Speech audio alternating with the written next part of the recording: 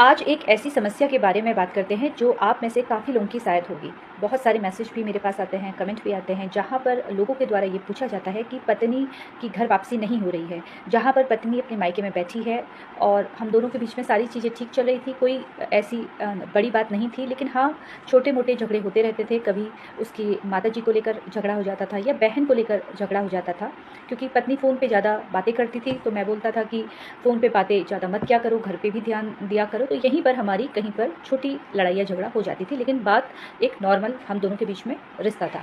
अचानक एक दिन पत्नी ने कहा कि मैं अपने घर जाना चाहती हूँ, और मैंने भी सोचा कि कुछ दिनों हो सकता है कि ये मायके जाके आए तो हमारे बीच में सारी चीज़ें ठीक हो जाए, और पत्नी ये कहकर मायके चली जाती है या आप उन्हें छोड़कर आ जाते हैं। लेकिन अब 10 दिन से ज़्यादा का समय बीत गया है, पत्नी ने न फ़ोन किया, अब मैं फ़ोन कर रहा हूँ तो उनका फ़ोन स्विच ऑफ आ रहा है, बच्चों से भी बात नहीं करवा रही है, और उनके घर में मैंने किसी और से बात की तो उन्होंने सही तरीके से मुझसे बात नहीं की। हो सकता है ये दिक्कत आपके साथ भी हो रही हो। अब ऐसी अवस्था में आपको क्या करना है, आज इस वीडियो के माध्यम से मैं आपको यही जानकारी देने वाली हूँ।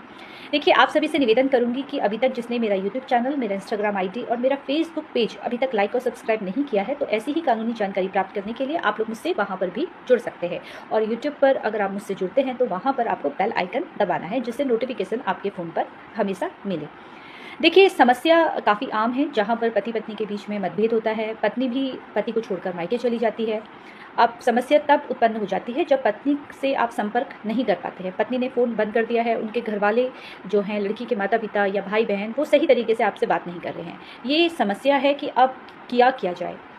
क्या तुरंत कानूनी कदम उठाना चाहिए या इससे पहले हमें कोई और रास्ता अपनाना चाहिए? देखिए, अब समस्या ये उत्पन्न होती है कि आखिर हमें करना क्या है? क्या हमें तुरंत किसी वकील साहब से बात करनी है, या पहले हम अपने माध्यम से ही उन्हें समझाने की कोशिश करें?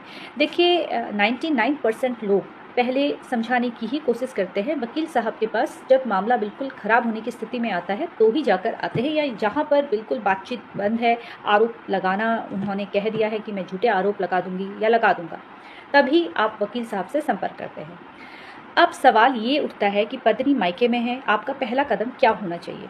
देखिए, पहला कदम तो आपका ये होना चाहिए कि सबसे पहले आपको अगर ये अंदेशा है कि पत्नी आपके ऊपर झूठा केस करने वाली है, क्योंकि पत्नी ने फ़ोन बंद करके रखा हुआ है, आपसे बात नहीं कर रही हैं, लड़की के घरवाले भी आपसे सही तरीके से बात नहीं कर रहे हैं।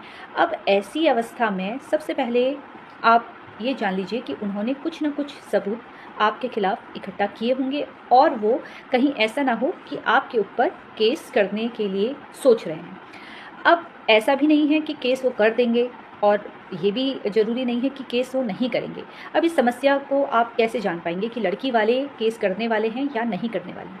देखिए, सबसे पहले तो आप ये देखने की कोशिश कीजिए कि क्या लड़की का सामान, यानी कि आपकी पत्नी का सामान आपके पास है, आपके घर में रखा हुआ है? क्या उन्होंने अपना सारे जो उनके डॉक्यूमेंट हैं, जैसे उनके जो भी डॉक्यूमेंट हैं, उनके आधार कार्ड, पैन कार्ड या जो भी उनके सर्टिफिकेट है, क्या वो लेके गई हैं? या घर पर उनका जो जेवर है, क्या वो घर आपके घर पर ही है, या वो साथ में समेट के लेके जा चुकी है? पहले तो आपको ये देखना है कि ये सारी चीज़ें घर में प्रॉपर हैं या नहीं हैं।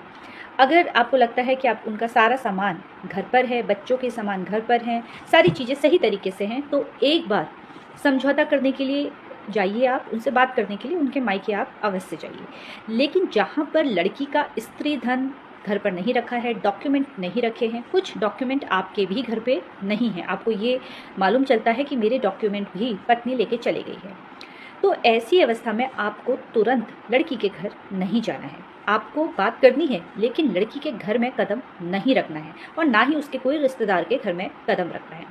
ऐसी अवस्था में जब भी आप उनसे बातचीत करने की कोशिश करते हैं, तो ऐसी अवस्था में आपको उनको नज़दीक के किसी रेस्टोरेंट में बुलाना है, या कहीं पार्क में जाकर आप बैठकर बात कर सकते हैं, लेकिन घर में नहीं जाना है। क्योंकि अगर लड़की अपना सामान लेके जा चुकी है, आपको अंदेशा है कि अब सामान तो है नहीं, डॉक्यूमेंट है नहीं, कहीं ऐसा ना हो जाए कि अब मेरे ऊपर कोई झूठा आरोप लगा दे। तो अगर आप उनके घर जाते हैं तो कहीं ऐसा ना हो जाए कि जो आरोप वो लगाने की सोच रहे हैं, उसके अलावा भी वो 2-3 आरोप आपके ऊपर और लगा दे। आप ये कहा जाएगा कि आप उनके घर आए, उनसे ज़बरदस्ती करने की कोशिश की, अगर उनकी बहन है तो उनके साथ छेड़खानी कर दी, या उनके माता पिता को नुकसान पहुंचा दिया। इस तरह के केसों में अधिकतर इस तरह से होता है, जहां पर प्लानिंग करके काम किया जाता है। तो जैसा कि मैंने आपको बताया कि अगर आपकी पत्नी सारा सामान लेके जा चुकी है तो उस दौरान आपको उनके घर पर नहीं जाना है। आप समझौता करने के लिए या बात करने के लिए कहीं पब्लिक प्लेस ही आपको चुनना है। लेकिन लड़की अगर सामान लेके नहीं गई है और आपको ऐसा लगता है कि नहीं, वो इस तरह से नहीं है, या उनके घर वाले आपको समझते हैं, वो सही तरीके से आपसे बात कर सकते हैं। देखिए, 2 तरह के परिवार हैं। एक परिवार वो है जहाँ पर लड़की के माता-पिता दामाद की इज़्ज़त नहीं करते हैं, कुछ भी बोल देते हैं, और आपको ये अंदेशा है कि यहाँ पर माँ और पिताजी दोनों लड़की को भड़का सकते हैं। एक केस वो है। दूसरा है जहाँ पर लड़की हो सकता है थोड़ा वो चेंज आपके लिए हो जाए, यानी कि वो गुस्सा करती हैं, उनकी प्रवृत्ति ऐसी है कि जहाँ पर वो लड़ाई झगड़ा करती हैं और लड़की के माता-पिता उनको समझाने की ही कोशिश करते हैं कि आपको इनके साथ मिलजुल कर रहना है। तो 2 तरह के परिवार होते हैं। अगर आपको लगता है कि इनका परिवार सही है, आपके ऊपर झूठे आरोप नहीं लगा सकते हैं, लेकिन फिर भी आपको सावधानी तो बरतनी ही है। लेकिन आप अगर इस तरह का परिवार है तो वहाँ पर जाइए, मिलिए, बैठिए, बात कीजिए। आप किसी मित्र को लेके जाइए। ये ध्यान रखिए कि अगर इस तरह से कोई घटना घटित होती है, वहाँ पर कुछ गर्मा-गर्मी होती है, तो तुरंत दूसरा वाला व्यक्ति तुरंत वहाँ पर मोबाइल से वीडियो रिकॉर्ड कर ले। आपके मोबाइल से ही वीडियो बनना चाहिए। तो इस तरह से अगर बात होती है तो आप जाइए, बात कीजिए, बैठिए और समस्या का आप समाधान कीजिए। लेकिन आपको लगता है कि समझाने से भी पत्नी नहीं समझ रही है, अब केस करना तय है। 3-4 जो धाराएँ हैं जो पति के ऊपर लगनी ही लगनी हैं, वो पत्नी लगा के रहेगी। 498 यानी कि अब नए सेक्शन के अनुसार 85 के अंतर्गत है, मेंटेनेंस का केस है, डीवी का केस है, ये लगनी ही लगनी है। अब ऐसी अवस्था में जब आपको ऐसा अंदेशा हो जाता है तो करना क्या है, आप पहले देखिए, मैंने जैसा कि पहला आपका स्टेप था, आपको समझौता करना है। दूसरा स्टेप है कि आपको एक कानूनी जो नोटिस भेजना है। कानूनी नोटिस अगर आप भेज देते हैं तो आपको उनको कहना पड़ेगा कि बहुत समय हो गया है, आप अपने घर में रह रही हैं। इस तरह से वकील साहब की मदद से एक कानूनी नोटिस आपको भिजवाना है। और अगर कानूनी नोटिस का जवाब भी महिला का आता है और आपको मालूम चलता है कि महिला केस करने वाली है, उससे बेहतर ये है कि जैसे ही आपको पता चलता है कि महिला इस तरह से केस कर सकती है तो आपको तुरंत सेक्शन 9 का केस कर देना है। बहुत सारे ऐसे व्यक्ति भी होते हैं जो ये सोचते हैं कि महिला इस तरह से झूठा केस करेगी, इससे पहले मैं तलाक का केस फाइल कर देता हूँ, तलाक नहीं लूँगा लेकिन डराने के लिए मैं तलाक का केस दर्ज कर देता हूँ, जहाँ पर महिला डर जाएगी और तुरंत वापस आ जाएगी घर। देखिए, ऐसा होता नहीं है, महिला कहीं पे डरेगी नहीं। जब भी आप के ऊपर झूठे आरोप लगाने की महिला सोच रही है तो वहाँ पर उनको डरना नहीं है, क्योंकि अगर वो झूठे आरोप लगा रही हैं तो झूठे एविडेंस से लेकर, झूठी बातों से लेकर वो बहुत सारी चीज़ें वहाँ पर दिखाने वाली है। देखिए, जहाँ पर महिला 498A के तहत मामला दर्ज करवाती है, जहाँ पर मेंटेनेंस का मामला दर्ज कराती है, या जहाँ पर घरेलू हिंसा का आरोप आपके ऊपर लगाती है, तो यहाँ पर ये लोग डरेंगे नहीं, ये आपको डराने की कोशिश करेंगे।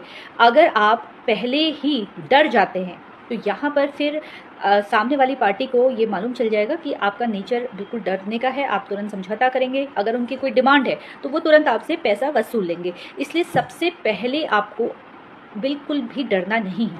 अगर पत्नी केस करती है तो करने दीजिए।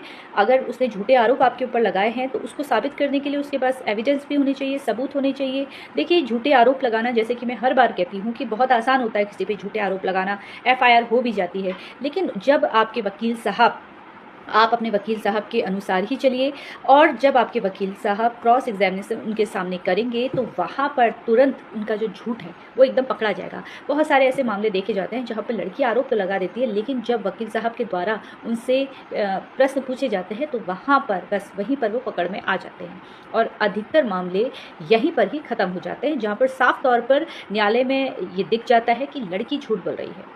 देखिए, अधिकतर मामले हम हारते इसलिए हैं क्योंकि कहीं ना कहीं हमें डर होता है, समाज का डर होता है, हमें डर होता है हमारी नौकरी जाने का, और इस डर के वजह से हम तुरंत समझौता करने के लिए चले जाते हैं, और तुरंत वहीं पर जहाँ पर डर हो जाता है अपने केस में, वहाँ पर हम सही तरीके से साक्ष्य प्रस्तुत नहीं कर पाते हैं। किसी भी केस को जीतने के लिए आत्मविश्वास के साथ साथ सबूत की भी आवश्यकता है। अगर आप डर के रहेंगे तो जो सबूत आप अपने वकील साहब को दे सकते हैं, क्योंकि आपने पूरा मामला देखा है, वहाँ पर आप सही तरीके से अगर साक्ष्य देते हैं, सही तरीके से बिना डरे आप फाइट करते हैं अपने केस में, तो आपका जो केस है वो 100% आप जीतेंगे। लेकिन ध्यान रखिए कि बिना एविडेंस के आप अपने आप को सही साबित नहीं कर पाएंगे। देखिए, डरना यहाँ पर नहीं है। अगर आपको लगता है गिरफ्तारी हो सकती है तो आप अग्रिम जमानत ले सकते हैं। वैसे गिरफ्तारी नहीं होती है, क्योंकि हर एक किसी को ये पता है कि आजकल जो आरोप लगा रहे हैं वो झूठे आरोप लगा रहे हैं। यहाँ पर जो महिलाएं झूठे आरोप लगाने की सोच रही हैं या लगा रही हैं, ये उन महिलाओं की बेवकूफ़ी है जहाँ पर वो अपने बने बनाए परिवार को ख़राब कर रही हैं। और असल में जिनके साथ अत्याचार होता है वो कहीं ना कहीं वो महिलाएं दब जाती हैं। जहाँ पर बात आती है ऐसी महिलाओं पर जिन पर अत्याचार होता है, उनके मामले ख़राब होने लगते हैं। तो इस तरह की महिलाएं जो झूठा आरोप अपने पति पे लगा रही हैं, उनसे मैं बस यही कहूँगी कि देखिए, किसी के बहकावे में आकर अपना घर तबाह मत कीजिए, या अपने आप को सही साबित करने के लिए हर मामले में आप ये सोचिए कि मैं सही हूँ। ये कहीं की समझदारी नहीं है। परिवार मिलकर चलता है, जहाँ पर पति पत्नी दोनों का साथ होता है तो ही जाकर एक परिवार बनता है। छोटे मोटे झगड़े हर किसी के घर में होते हैं। हो सकता है सास ससुर तेज है या सास ससुर अब बहू की नहीं बनती है, तो यहाँ पर इसको लेकर अपना परिवार खराब करना कहीं की समझदारी नहीं है। वक्त रहते हर व्यक्ति बदल सकता है। थोड़ा आप अपने आप में बदलाव लाएं, थोड़ा उनसे बात कीजिए। अगर आप सही तरीके से अपने घर में बात करती हैं, अपने सास ससुर से बात करती हैं या अपने पति से बात करती हैं, तो हर चीज़ सॉल्व की जा सकती है, आप उनको समझा सकती हैं। लेकिन जहाँ पर सास ससुर गलत कर रहे हैं, आप उससे ज़्यादा गलत ये कर रहे हो कि आप झूठे आरोप उनके ऊपर लगा दे रहे हो। अभी तक सिर्फ सास ससुर आपको रोका टोकी कर रहे थे, लेकिन आपने ये आरोप भी लगा दिया कि उन्होंने मारपीट की है, मुझे जान से मारने की कोशिश की है, मेरे माता पिता से दहेज की मांग की है। तो ये कहीं की समझदारी नहीं है। इसलिए जो महिलाएं ये वीडियो देख रही हैं, उनसे मैं यही कहूँगी कि परिवार को बांध कर चलिए। ऐसा नहीं है कि ये सारी जिम्मेदारी पत्नी की है, पति की भी जिम्मेदारी पूरी होती है। जहाँ पर एक लड़की जो दूसरे घर से आ रही है, उसका ध्यान रखने का दायित्व भी पति का होता है। आपका दायित्व जितना आपके माता पिता के प्रति है, उतना ही अपनी पत्नी के प्रति है, अपने बच्चों के प्रति है। तो इसलिए प्यार से आपस में बंध के चलिए। बेवजह न्यायालय आकर आपका समय ख़राब होगा, आपके पैसे ख़राब होंगे, खर्चा आपको देना पड़ेगा, और डिसीजन आपका है, आपको क्या करना है। लेकिन मैं आपको सिर्फ कानूनी राय दे सकती हूँ यहाँ पर। इसी तरीके से आप लोग मुझसे जुड़ते रहिए। और भी अगर आपके प्रश्न हैं तो आप मुझे कमेंट कर सकते हैं, या सोशल मीडिया में मुझे मेरे मैसेंजर पर मैसेज कर सकते हैं। जब भी समय होगा उसका उत्तर मैं आपको अवश्य दूंगी। ये ध्यान रखना है आपको कि आपको इसी तरीके से मेरे सोशल मीडिया के अलग अलग प्लेटफॉर्म पर मुझसे जुड़ना है। और यूट्यूब पर अगर आप मुझसे जुड़े हैं तो नोटिफिकेशन बेल जो है आपको दबानी है। इसी तरीके से आप लोग मुझसे जुड़ते रहिए। धन्यवाद। तो वहाँ पर उस दबाव के चलते हुए मानसिक जिस पति के साथ उत्पीड़न हो रहा है, वो कुछ गलत कदम उठा लेता है। डर की वजह से, समाज की वजह से उसको लगता है कि मेरे साथ जो हुआ सो हुआ, लेकिन मेरे परिवार वालों को भी बीच में घसीटा जा रहा है, और इसके चलते उसका एक गलत डिसीजन उसके पूरे परिवार को भोगना पड़ता है। बहुत सारे ऐसे मामले आजकल के समय में देखने को मिल रहे हैं, जहाँ पर पति के ऊपर झूठे आरोप लगाए जाते हैं और उसको झूठे आरोपों को वो सहन नहीं कर पाता।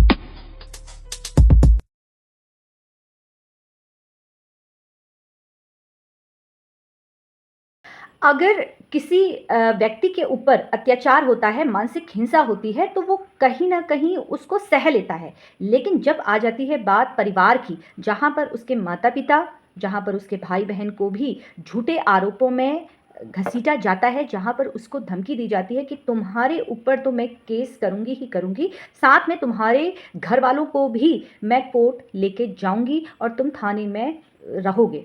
इस तरह से जब एक महिला अपने पति के ऊपर दबाव बनाती है, तो वहाँ पर उस दबाव के चलते हुए मानसिक जिस पति के साथ उत्पीड़न हो रहा है, वो कुछ गलत कदम उठा लेता है। डर की वजह से, समाज की वजह से उसको लगता है कि मेरे साथ जो हुआ सो हुआ, लेकिन मेरे परिवार वालों को भी बीच में घसीटा जा रहा है, और इसके चलते उसका एक गलत डिसीजन उसके पूरे परिवार को भोगना पड़ता है। बहुत सारे ऐसे मामले आजकल के समय में देखने को मिल रहे हैं, जहाँ पर पति के ऊपर झूठे आरोप लगाए जाते हैं और उसको झूठे आरोपों को वो सहन नहीं कर पाता है, और वहाँ पर उसके द्वारा गलत कदम उठाया जा रहा है।